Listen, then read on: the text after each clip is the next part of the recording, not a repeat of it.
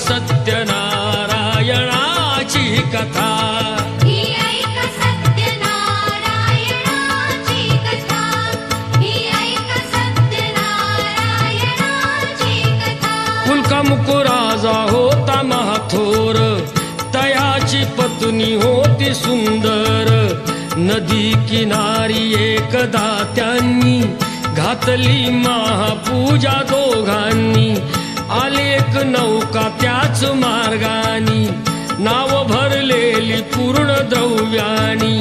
होती व्यापारी साधू बाण्याची, रीत पाहण्यास आला पूजनाची. उल्कामुक त्यास बोले